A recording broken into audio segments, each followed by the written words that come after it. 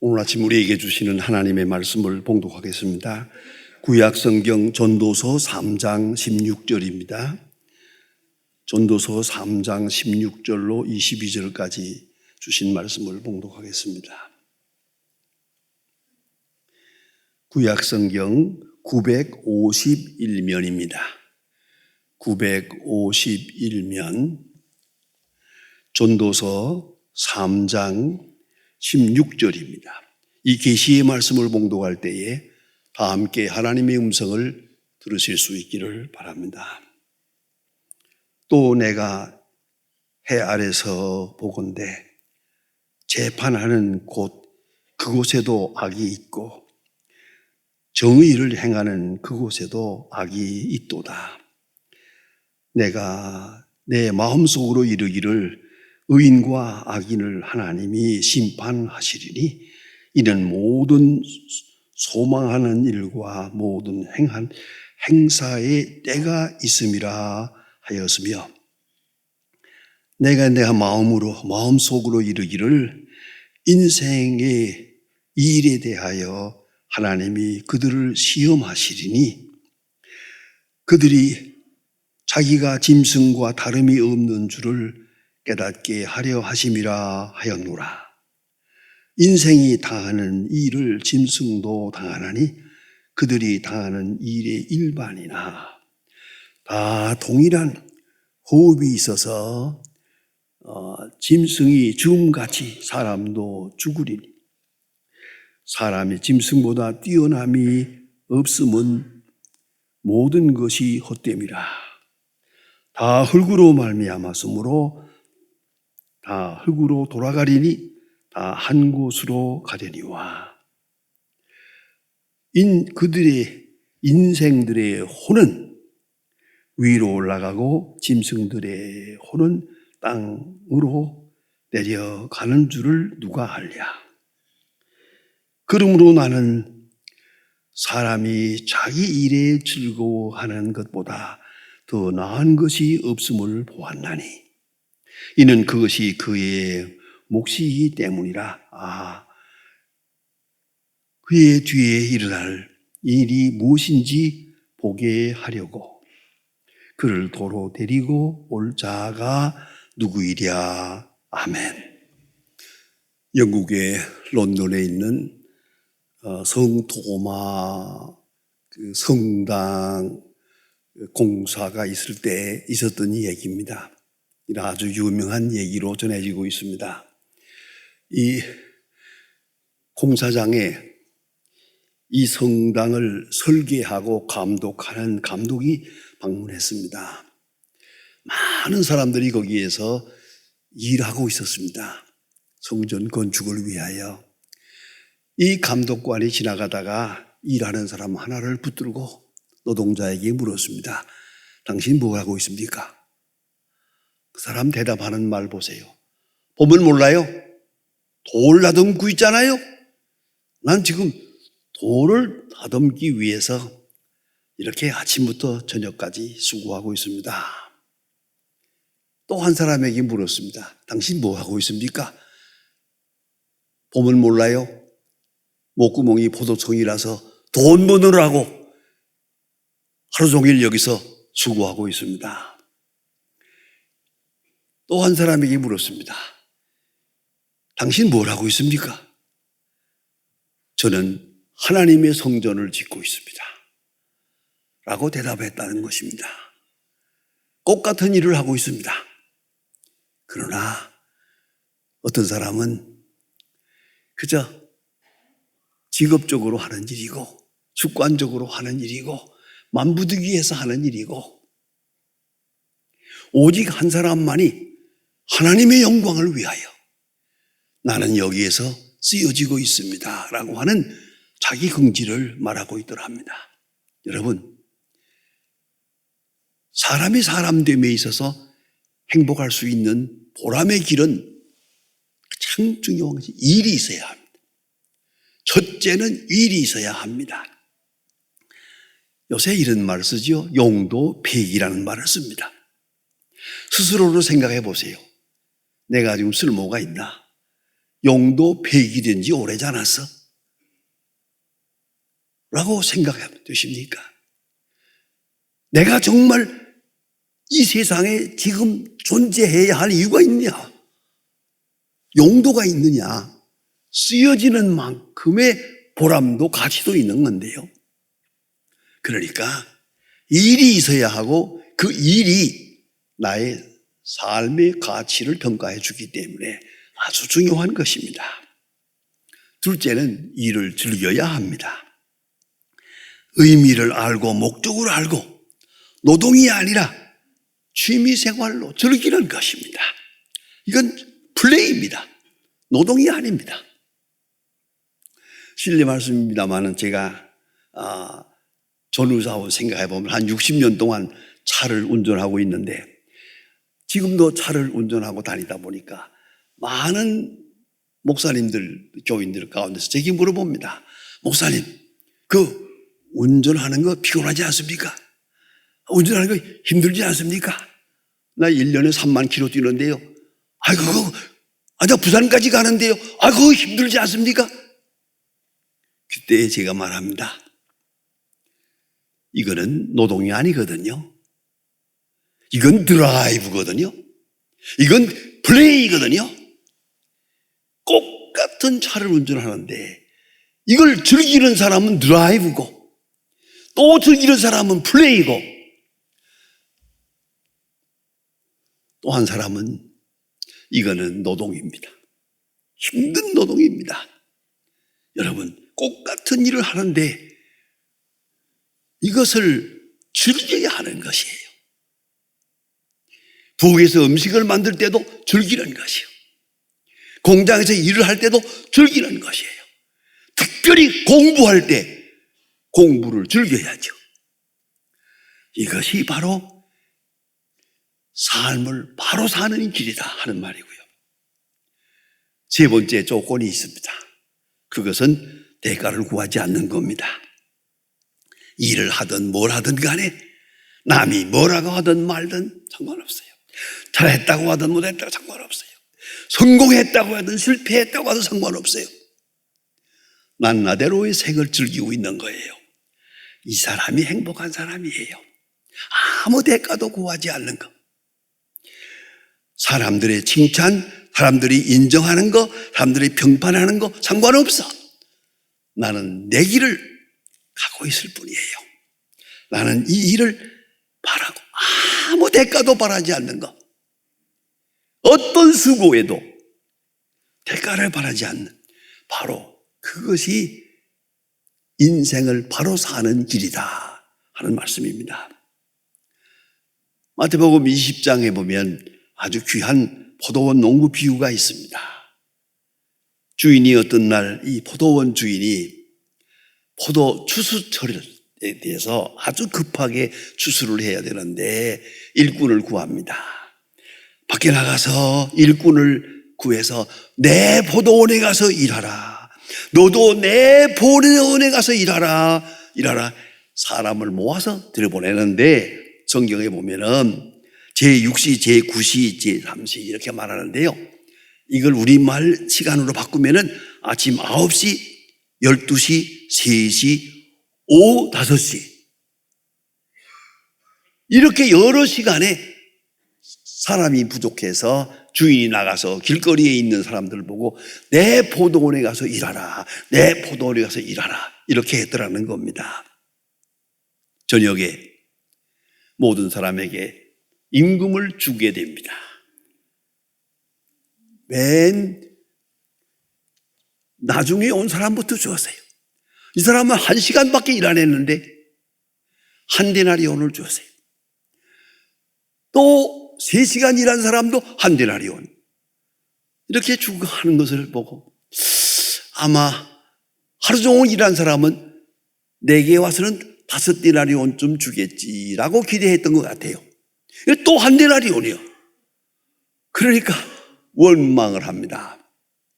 우리는 하루 종일 일했는데 왜 똑같이 주느냐? 그때 주인이 대답합니다. 유명하고 중요한 말씀입니다. 너와 나와 약속한 것이 한 데나리온이 아니냐? 내 것이나 가지고 가라. 내 것이나 가지고 가라. 얼마나 간단한 얘기입니까? 한번 다 같이 따라 해볼까요? 내 것이나 가지고 가라. 끝. 내 것이나 가지고 가. 남의 얘기하지 말어. 그건 내 마음이고, 네 것은 너와 나와 약속이 절대적 관계에서 이루어진 것이다. 이런 귀중한 말씀이 있어요. 자, 그런 거로 여기서 주님이 말씀하시는 교훈이 뭡니까? 첫째, 일하라. 모든 사람이 일하라. 두 번째는 때가 늦은 거 기회를 놓친 사람도 일하라. 젊은 사람도 너 지금 숨 넘어가기 직전에 사는 사람도 일하라. 누구나 다 일하라. 이게 주님의 뜻이요. 그런가 하면 아무 대가도 바라지 마라. 주인과 나와의 관계, 하나님과 나와의 관계에서 계산은 끝난 거다. 이걸 잊지 말아요. 그런 거로 일 자체가 은혜요. 은사로 주신 기회이기 때문에 일할 때도 은혜로, 일 끝낼 때도 은혜로. 그것이 인간의 기본 자세다 하는 말씀입니다. 요한복음 5장 17절에 보면 예수님께서 말씀하십니다. 내 아버지께서 일하니 나도 일한다. 이 말씀하심으로 해서 많은 사람들에게 아주 불평이 있었고 비판을 받았다는 말씀이 있습니다. 아버지께서 일하니 나도 일한다. 하나님이 일하고 계십니다. 창조하고 섭리하고 계십니다. 그리고 예수님도 일하고 계십니다. 오늘 우리도 당연히 일을 해야 할 것입니다. 그것이 삶의 존재입니다. 창조주고 자체가 그렇습니다. 신학적인 중요한 의미가 있습니다. 하나님께서 천지를 창조하신 다음에 우리 사람들 놀고 먹게 만든 거 아닙니다. 다스리라 그랬어요. 그것도 일이에요. 다스리라. 일하도록 만들었어요.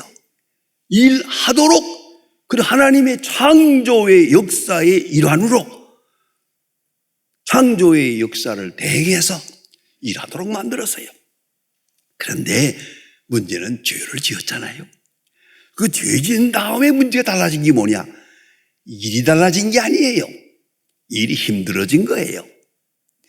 농사를 하는 것이 달라진 게 아니에요. 농사에 잡초가 나는 거예요. 그게 달라진 거예요.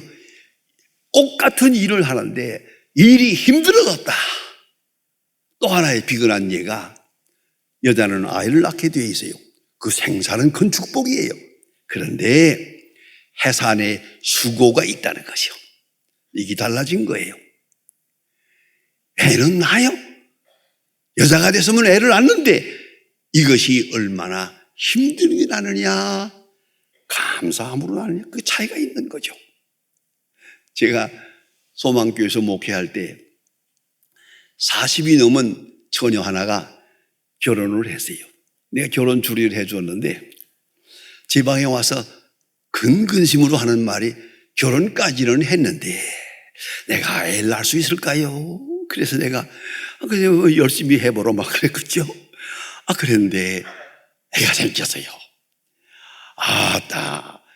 자완단 그렇게 배를 내놓고 다니는 처녀 처음 이렇게 하고 다니는 건데 너무 좋아가지고 내가 애가 됐다 이러더니요. 그 다음에 더 중요한 얘기는 병원에서 너무 나이가 많으니까 아무래도 제왕 수술을 해야 될 것 같다 그랬대요. 아니요.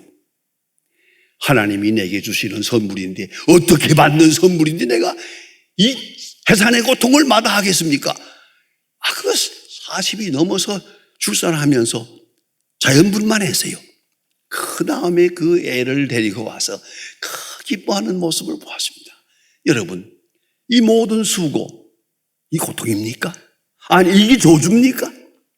이걸 잊지 말아야 합니다. 그런 거로 구원받는 사람에게는 노동 자체가 자유요. 또 그 속에 의미가 있는 것이요. 하나님의 창조의 역사에 가담하는 축복된 은사라는 걸 잊지 말아야 합니다. 특별히 사도 바울의 신학적이기에는 더욱 중요합니다. 노동은 특권입니다. 일을 주시는 자도 하나님이시요, 일을 하도록 힘을 주시고 지혜를 주시는 자도 하나님이요, 기회를 주시는 자도 하나님이요. 그렇습니다. 사도 바울이 말한 듯이 씨를 뿌리는 자 하나님이 주신 축복이요, 거두는 자 하나님의 축복이요, 물을 주는 자도 축복이요. 일 자체와 수수 전체가 축권이라는 말입니다. 하나님의 선택받은 자의 가는 길입니다. 그 자체가 은총이라는 말입니다. 특별히 사도 바울은 그렇습니다. 다메섹 도상에서 부름받아가지고 주의 사도가 된 다음부터 그 일생 전체가 은사요, 은혜요, 축복이었더란 말입니다. 특별히 빌립보 2장 13절, 제가 좋아하는 요절이 하나 있습니다. 너희 안에서 행하시는 일은 하나님이시니 자기의 기쁘신 뜻을 위하여 소원을 두고 행하게 하시나니 모든 일에 원망과 시비가 없이 하라. 귀한 말씀입니다. 여러분, 우리가 하고 있는 일, 이건 하나님이 하시는 거예요. 우리 안에서 하나님이 하고 계세요. 밖에서는 우리가 하는 것 같으나 내용적으로는 하나님이 하시는 일이에요. 너의 안에 하시는 일은 하나님이 하시는 일이요, 뿐만 아니라 기쁘신 뜻을 위하여 소원을 두고 행하게 하시나니. 소원을 두고 있다. 하나님이 우리에게 향해서 소원이 있어요. 여러분, 자식을 키워보죠. 자식을 낳자마자 어떻게 됩니까? 여기다가 소원을 둡니다. 이렇게 되라. 여러분, 이 목회하시는 이 곽요섭 목사, 왜 요셉이라고 지었나? 낳자마자 이런 뭐라고 지을까? 근데 내가 고향을 떠나지 않았습니까? 요셉이 고향을 떠나지 않았습니까? 고생을 많이 했어요. 그 다음에 그 모든 가족을 구원하지 않습니까? 그러므로 왜 요셉이라고 했느냐? 네가 네 가문을 일으켜라. 네 고향을 회복하라. 그런 의미로 그저 누가 뭐래도 요셉이라고 지었어요. 그게 소원이 있는 거예요. 너는 요셉이 되라. 소원이 있는 거예요. 하나님이 우리에게 행하실 때 소원을 두고 행하시라니 얼마나 귀한 말입니까? 하나님의 소원이 우리에게 있어요. 우리 자신은 우리에게 실망하고 있는데 하나님은 실망하지 않아요. 우리는 낙심하는데 하나님은 낙심하지 않아요. 우리는 쓸모없다고 하는데 하나님께서 보실 때는 쓸모없는 사람이 없어요. 다 필요한 대로 쓰시고 계시단 말이에요. 그것이 하나님의 소원을 두고 행하신, 내가 볼 때는 쓸모가 없을지 몰라도 하나님이 보시기에는 꼭 필요한 거예요. 나를 쓰시는 하나님, 나와 함께 하시는 하나님, 나를 통해 영광 받으시는 하나님. 여러분, 구약 성경을 자세히 읽어보시고 또 신약에 와서도 보세요. 높고 신비로운 말씀이 있습니다. 사람들이 잘하고 능력 있게 할 때만 하나님이 쓰시는 거 아니에요. 때로는 사람의 실수, 절대적인 잘못하는 실수도 하나님이 그 사건 자체를 고용하사 합동하여 하나님의 뜻을 이루는 걸 볼 수가 있어요. 대표적인 예 하나를 들까요? 구약 성경에 보면 모세가 하나님 앞에, 미안합니다, 아브라함이 하나님 앞에 충성을 다해야 하는데, 자, 75세에 하나님의 음성을 들었는데 하나님이 자식을 주신다고 해놓고 25년 동안을 안 주시는 거예요. 아내는 벌써 단산했어요. 그러니까 그만 한 10년 하나님의 약속을 기다리다가 그만 아내가 단산하는 걸 보고 바꿔서 이스마엘을 얻게 됩니다. 편법으로. 이스마엘을 얻은 건 잘못한 거예요. 그냥 하나님은 전혀 묻고 하지 않아요. 반드시 네가 아들을 낳으리라. 그때 아브라함이 100세요. 사라가 90세입니다. 어찌 이런 일이 있겠냐고. 그러나 하나님 말씀하십니다. 내년 이때에 내가 아들을 낳으리라. 믿었어요. 이것은 로마서 4장의 귀중한 사건으로 기록되어 있습니다. 아브라함이 하나님을 믿음에, 아브라함이 하나님을 믿음에 모든 나약함과 허물을 마다하지 않고 하나님의 약속, 또 자기 실수도 다 뒤로 하고 오늘 주시는 말씀을 받아들이는 거예요. 내년 이때의 아들을, 그렇습니까? 받아들입니다. 그래서 이삭이 태어납니다. 그러나 이삭만이 아닙니다. 이스마엘 때문에 고민합니다. 아브라함이 하나님께 말합니다. 저 이스마엘이라도 살게 해주세요. 하나님 말씀합니다. 걱정 마라. 그건 내가 별도로 큰 민족이 되게 하리라. 이게 하나님이 하시는 일이에요.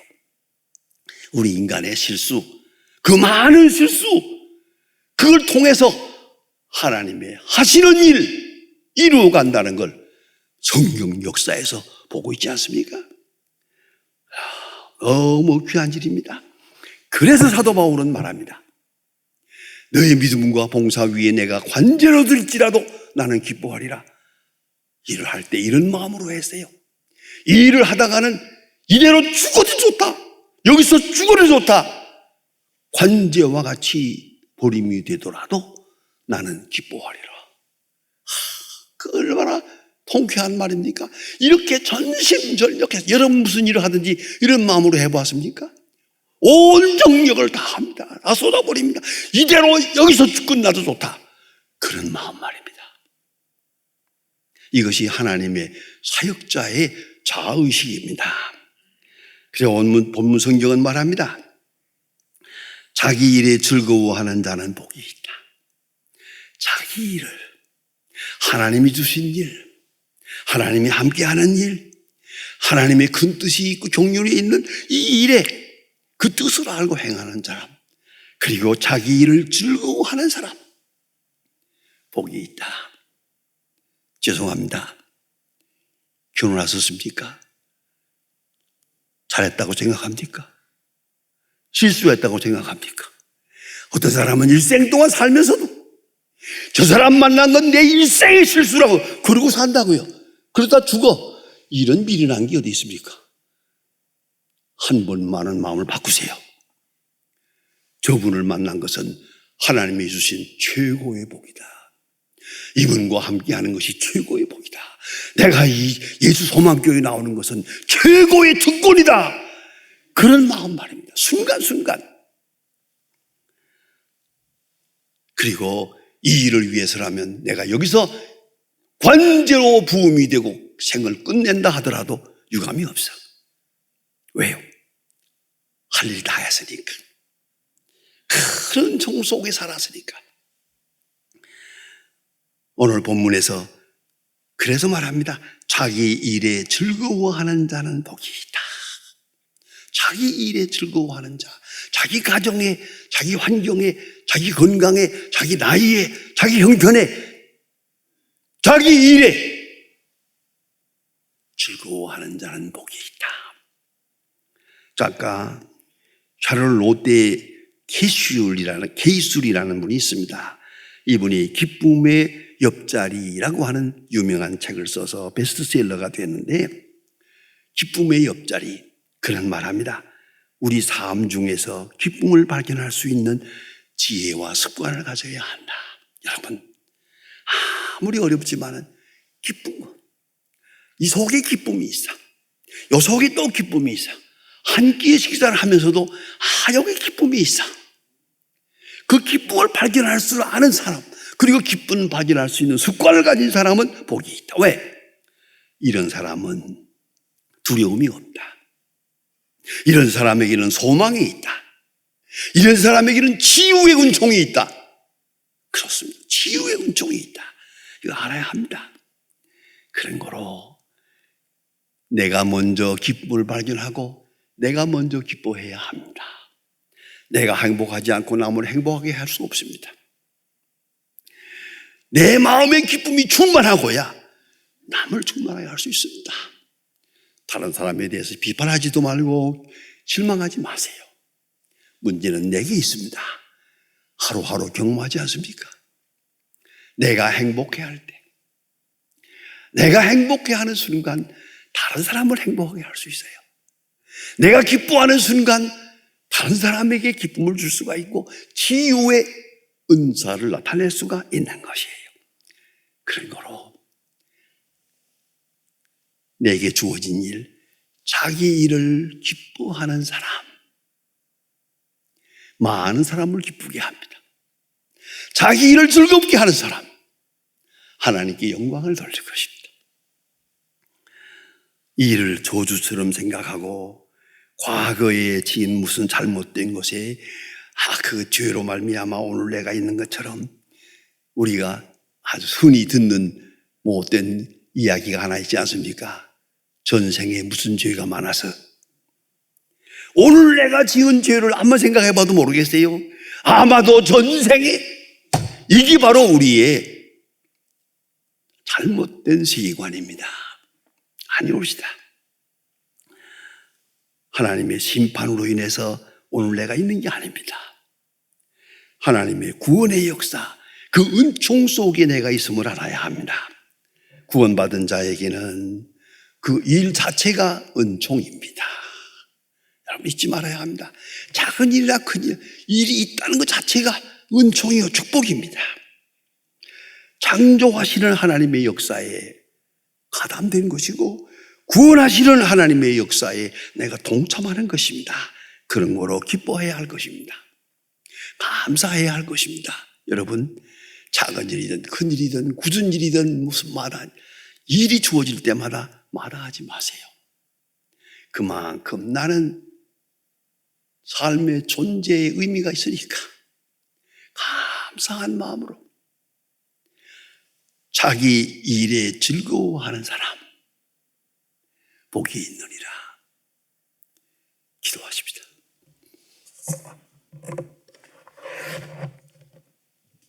하나님 아버지, 오늘 아침도 저희들로 주 앞으로 인도하시며 주 안에서 구속받은 내 존재의 의미를 다시 재발견하게 해주심을 감사합니다.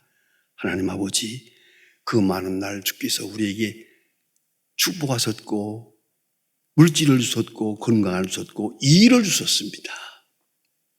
이 일을 마다한 죄를 용서하시고 새로운 마음으로 중생한 심령에서 내 숨이 닿을 때까지 섬기게 하시고 일하게 하시고 일로서 주님의 영광을 드러내고 하나님의 거룩한 역사에 함께하는 하나님의 사람들 되게 하여 주시옵소서. 예수님의 이름으로 기도합니다. 아멘.